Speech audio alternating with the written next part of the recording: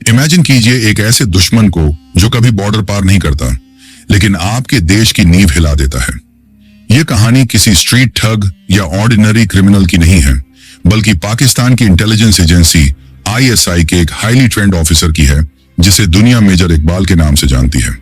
एक ऐसा मास्टरमाइंड जिसने खून खराबे से लेकर इकोनॉमिक डिस्ट्रक्शन तक का पूरा ब्लूप्रिंट तैयार किया। 2001 के इंडियन पार्लियामेंट अटैक से लेकर मुंबई के 26/11 अटैक्स तक हर साजिश के पीछे इसी शैडो ऑफिसर का दिमाग था। उसने सिर्फ टेरर अटैक्स ही नहीं करवाए, बल्कि फेक इंडियन करेंसी नोट्स और ड्रोन्स के जरिए इलीगल वेपन सप्लाई करके इंडियन इकोनॉमी और सिक्योरिटी को पूरी तरह डिस्ट्रॉय करने का एक सिनिस्टर प्लान बनाया। इस वीडियो में हम डीप डाइव करेंगे एस्पियोनाज, मनी लॉन्ड्रिंग और क्रॉस बॉर्डर टेररिज्म की उस डार्क दुनिया में जहां हर कदम पर धोखा और सस्पेंस है।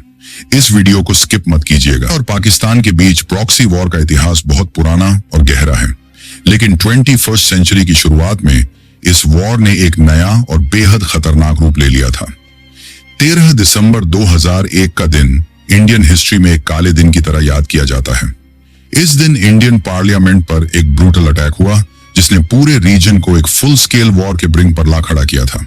इस अटैक को एग्जीक्यूट करने वाले टेररिस्ट जैश-ए-मोहम्मद और लश्कर के थे, लेकिन इन्वेस्टिगेशंस और इंटेलिजेंस रिपोर्ट्स ने क्लियर कर दिया था कि इस ऑपरेशन के पीछे डायरेक्ट गाइडेंस और प्लानिंग पाकिस्तान की इंटर सर्विसेज इंटेलिजेंस यानी ISI की थी। एक्सपर्ट्स और जियोपॉलिटिकल एनालिस्ट्स का मानना है कि पार्लियामेंट अटैक कोई आइसोलेटेड इंसिडेंट नहीं था।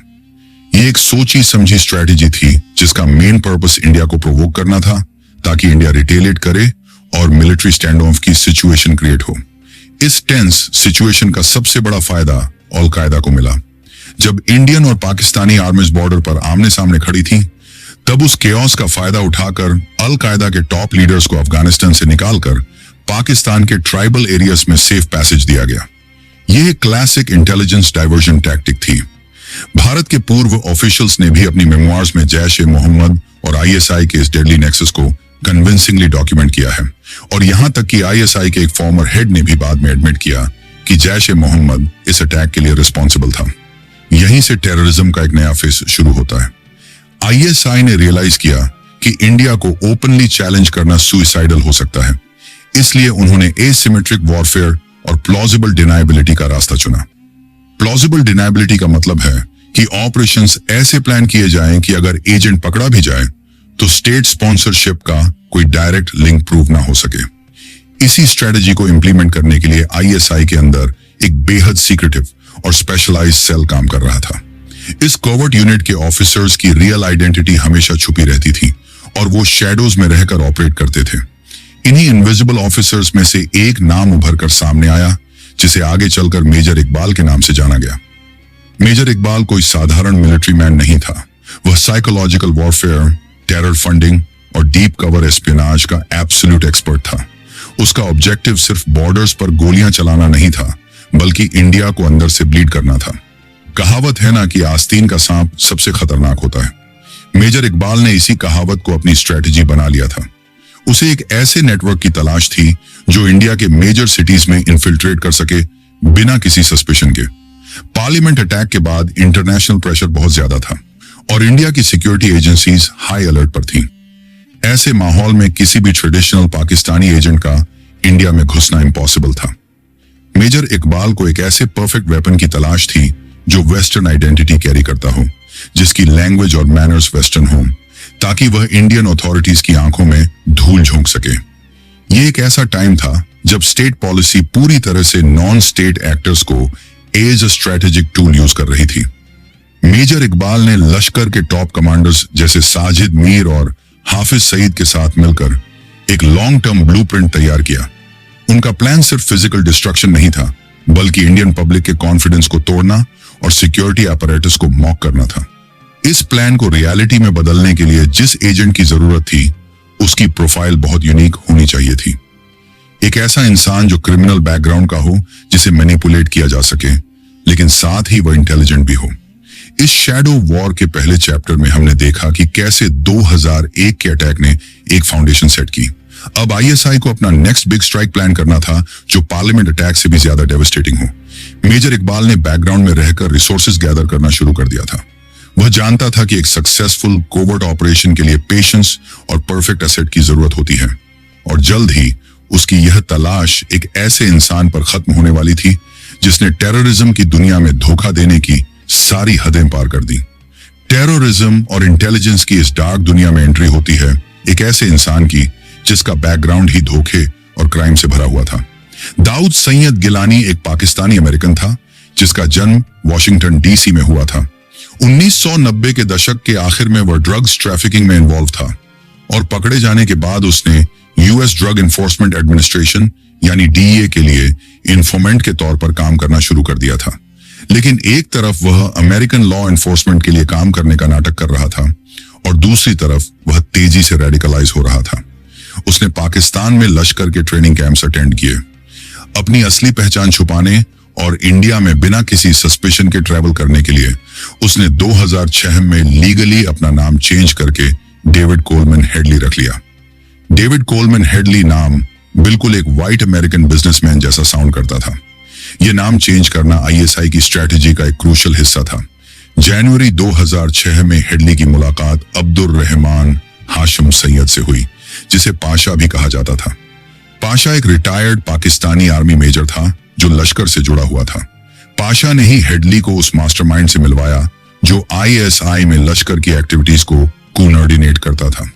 एक बहुत ही सिक्योर सेफ हाउस में हेडली की मुलाकात मेजर इकबाल और उसके सुपीरियर एक पाकिस्तानी कर्नल से करवाई गई। यह मीटिंग एक टर्निंग पॉइंट थी। मेजर इकबाल ने तुरंत हेडली का पोटेंशियल पहचान लिया। उसने देखा कि हेडली के पास अमेरिकन पासपोर्ट है, उसकी बातचीत का तरीका वेस्टर्न है और वह इंडिया में इजीली ब्लेंड इन कर सकता है। इस पॉइंट से मेजर इकबाल और लश्कर का कमांडर साजिद मीर हेडली के मेन हैंडलर्स बन गए। यहां आईएसआई का एस्पिनाज क्राफ्ट साफ दिखता है। मेजर इकबाल और साजिद मीर हेडली से हमेशा अलग अलग मिलते थे। इसका रीजन यह था कि आईएसआई अपनी प्लॉजिबल डिनायबिलिटी मेंटेन रखना चाहती थी। अगर हेडली कभी पकड़ा जाए और लश्कर का प्लान एक्सपोज हो जाए तो आईएसआई का डायरेक्ट कनेक्शन छुपा रहे। मेजर इकबाल ने हेडली को स्पेसिफिकली एस्पियोनेज टेक्निक्स में ट्रेन किया। उसने हेडली को सिखाया कि कैसे बिल्डिंग्स का सर्विलांस करना है, जीपीएस कोऑर्डिनेट्स कैसे मैप करने हैं और डिटेल्ड केसिंग रिपोर्ट्स कैसे बनानी है। यह ट्रेनिंग किसी एएम टेररिस्ट की ट्रेनिंग नहीं थी, बल्कि यह एक high level state intelligence agent की ट्रेनिंग थी। मेजर इकबाल को लश्कर की मिलिट्री ट्रेनिंग स्टैंडर्ड बहुत अच्छी नहीं लगी थी, इसलिए उसने खुद हेडली की एस्पियोनेज स्किल्स को पॉलिश किया। मिशन को फंड करने के लिए मेजर इकबाल ने हेडली को $25,000 कैश दिया। यह फंडिंग इसलिए दी गई थी ताकि हेडली मुंबई में एक लेजिटिमेट बिजनेस फ्रंट ओपन कर सके और उसकी एक्टिविटीज पर किसी को शक ना हो। इस पैसे का यूज करके हेडली ने फर्स्ट वर्ल्ड इमिग्रेशन सर्विसेज नाम की एक कंपनी का ऑफिस मुंबई के टर्डियो एरिया में खोला। यह कंपनी असल में हेडली के बचपन के दोस्त तहव्वुर हुसैन राणा की थी, जो शिकागो में बेस्ड था। राणा को भी हेडली के आईएसआई कनेक्शंस के बारे में जानकारी थी। इस इमिग्रेशन बिजनेस के कवर के पीछे हेडली ने मुंबई शहर की एक्सटेंसिव सर्वेलेंस शुरू कर दी। उसने लोकल एलीट सर्कल्स में अपनी जगह बनाई, अपस्केल जिम्स ज्वाइन किए और पार्टीज अटेंड की। चिराग तले अंधेरा वाली कहावत यहां बिल्कुल सटीक बैठती है। इंडियन सिक्योरिटी एजेंसीज को भनक भी नहीं थी कि एक अमेरिकन बिजनेसमैन उनके सबसे सेंसिटिव लोकेशंस की मैपिंग कर रहा है। हेडली और मेजर इकबाल के बीच कम्युनिकेशंस बहुत सिक्योर तरीके से होते थे।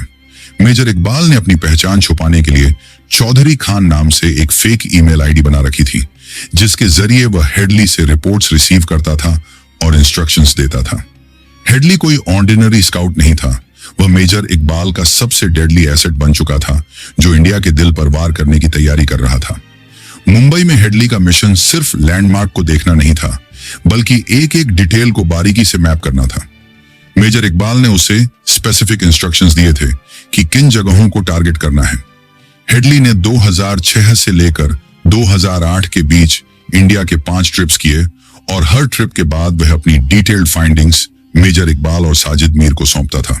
टारगेट सिलेक्शन में मेजर इकबाल का माइंडसेट बहुत क्लियर और सिनिस्टर था।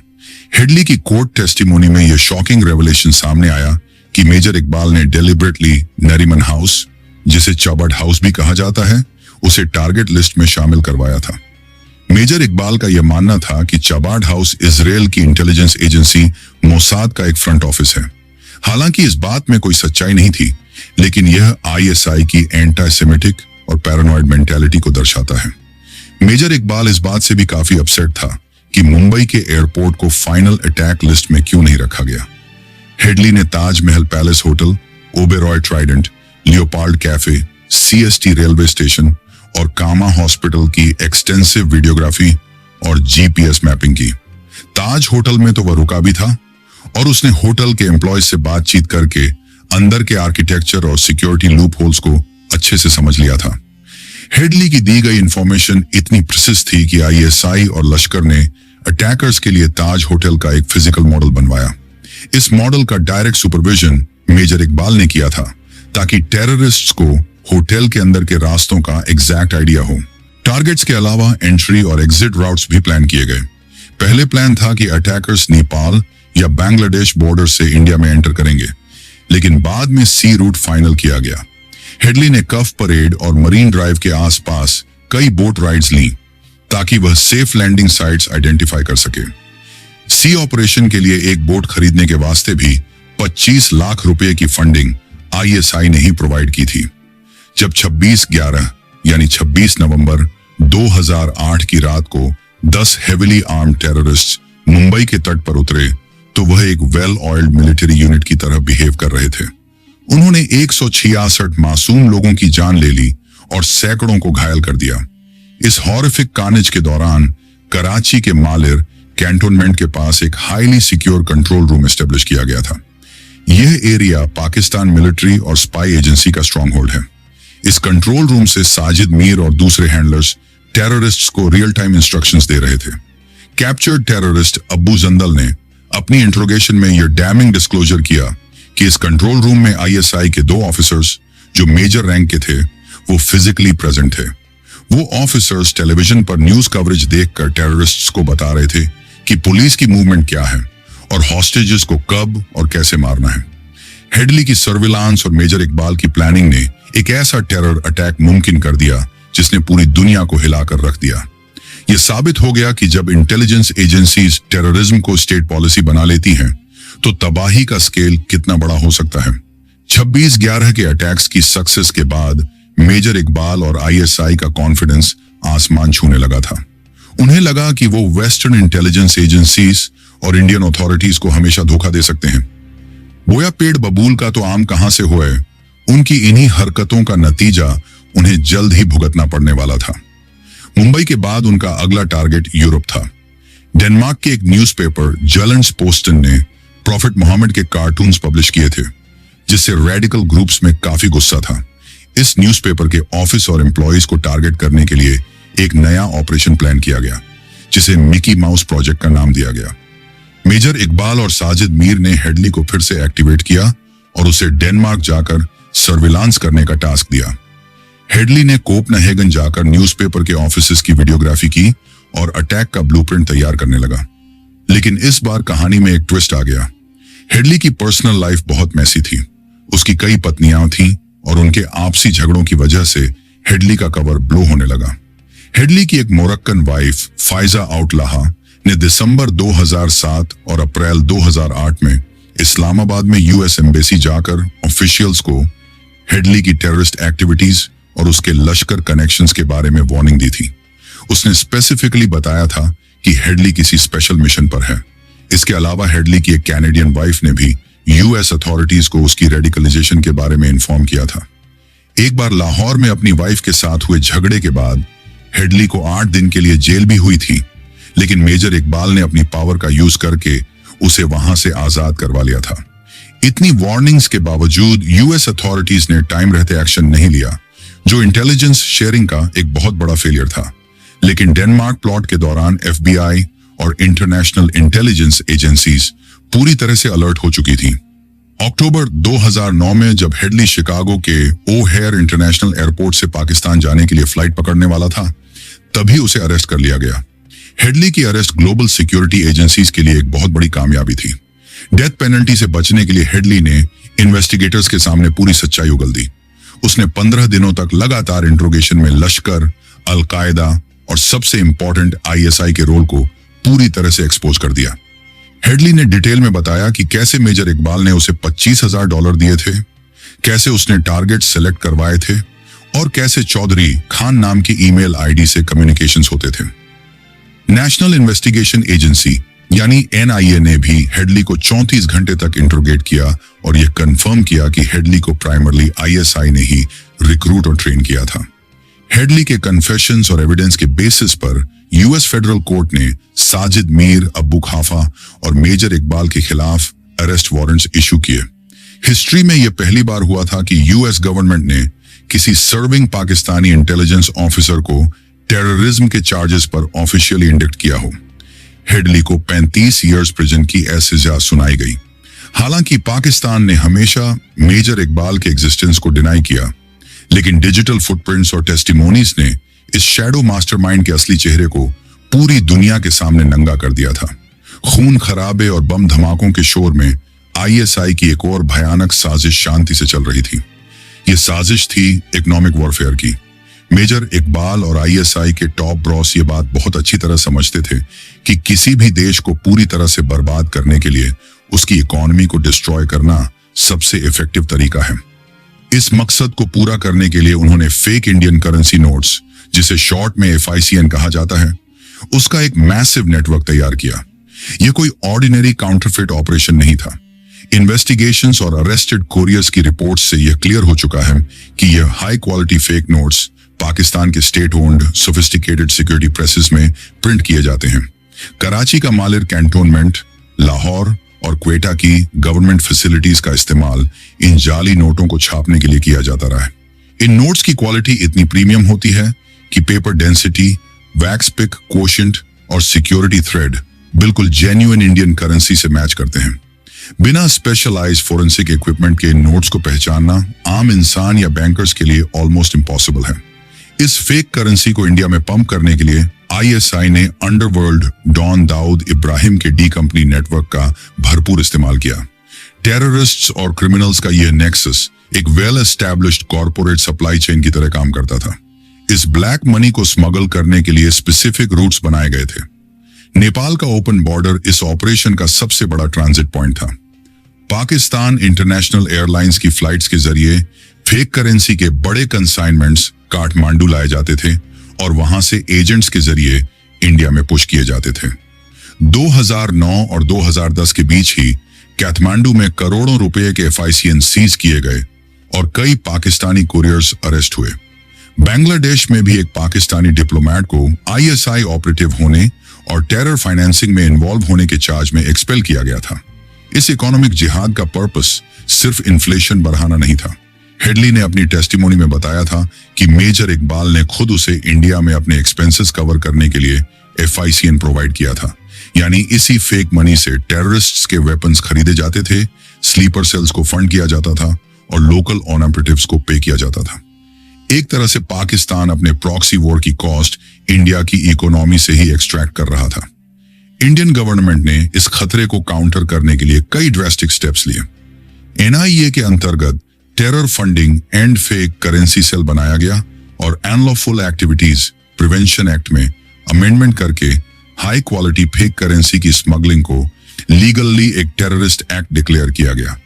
2016 की डिमोनेटाइजेशन ड्राइव का भी एक मेजर रीजन इसी हाई क्वालिटी फेक करेंसी के नेटवर्क को तोड़ना था। लेकिन क्रिमिनल नेटवर्क्स बहुत रेजिलिएंट होते हैं, वो लगातार अपने रूट्स और मेथड्स बदलते रहते हैं। मेजर इकबाल ने जिस शैडो इकोनॉमी की नींव रखी थी वह आज भी इंडियन सिक्योरिटी एजेंसीज के लिए एक बहुत बड़ा सिरदर्द बनी हुई है। वक्त के साथ टेक्नोलॉजी बदली और उसके साथ ही आईएसआई के काम करने का तरीका भी बदल गया। मेजर इकबाल के दौर में टेररिस्ट्स बोट्स और लैंड बॉर्डर्स का इस्तेमाल करते थे, लेकिन आज का टेरर नेटवर्क आसमान से ऑपरेट कर रहा है। क्रॉस बॉर्डर स्मगलिंग में अब ड्रोन्स और अनमैन्ड एरियल व्हीकल्स का मैसिव इस्तेमाल हो रहा है। ये मॉडर्न वॉरफेयर का वो चेहरा है जहां एनिमी रिमोट कंट्रोल से तबाही फैला रहा है। India Pakistan border, specially Punjab और जम्मू कश्मीर के एरियाज में ड्रोन साइटिंग्स एक रूटीन बात हो गई है। ये लो फ्लाइंग ड्रोन्स रेडर्स को इजीली बाईपास कर लेते हैं और रात के अंधेरे में बॉर्डर पार करके इलीगल वेपन्स और high grade narcotics Indian territory में ड्रॉप कर देते हैं। हाल ही में दिल्ली पुलिस क्राइम ब्रांच और पंजाब पुलिस ने मिलकर एक बहुत बड़े इंटरनेशनल आर्म्स ट्रैफिकिंग मॉड्यूल को बस्ट किया है, जिसका सीधा कनेक्शन पाकिस्तान की आईएसआई से था। इस मॉड्यूल से जो वेपन्स रिकवर हुए हैं वो सिक्योरिटी एजेंसीज की नींद उड़ाने के लिए काफी हैं। पुलिस ने एडवांस टर्किश और चाइनीज पिस्टल सीज की हैं, जिनमें एलीट PX 5.7 पिस्टल्स और गॉक 9 मिलीमीटर शामिल हैं। PX 5.7 एक ऐसा वेपन है जो दुनिया भर की स्पेशल फोर्सेस यूज करती हैं।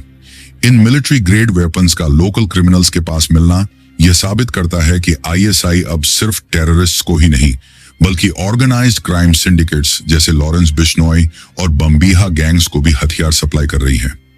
यह क्राइम और टेरर का नेक्सस है। नारकोटिक्स बेचकर जो पैसा आता है उसी पैसे से इलीगल आर्म्स खरीदे जाते हैं और गैंगस्टर्स को दिए जाते हैं ताकि इंडिया के अंदर गैंग वॉर्स और इंस्टेबिलिटी फैले। इसके अलावा अफगानिस्तान से यूएस फोर्सेस के वापस जाने के बाद वहां छूटे हुए सोफिस्टिकेटेड हथियारों का जखीरा भी स्मगलिंग रूट्स के जरिए साउथ एशिया में पहुंच रहा है। हाल ही में पहलगाम में हुए एक डेडली टेररिस्ट अटैक में भी इन्हीं M4 कार्बाइन राइफल्स का इस्तेमाल हुआ था, जिसने कई सिविलियंस की जान ले ली। हथियारों की इस इलीगल सप्लाई लाइन को कायम रखने के लिए टोरखम और टोरा बोरा जैसे पुराने स्मगलिंग रूट्स का भी जमकर इस्तेमाल हो रहा है। इंडिया ने यूनाइटेड नेशंस सिक्योरिटी काउंसिल यानी UNSC में इस मुद्दे को बहुत स्ट्रांगली उठाया है।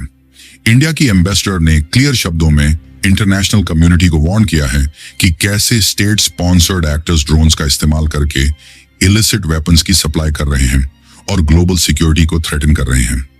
नेशनल इन्वेस्टिगेशन एजेंसी लगातार रेड्स कर रही है और इंटरनेशनल जुडिशियल असिस्टेंस सीक कर रही है ताकि इन हथियारों की सप्लाई चेन के एंड यूजर्स और हैंडलर्स को ट्रेस किया जा सके।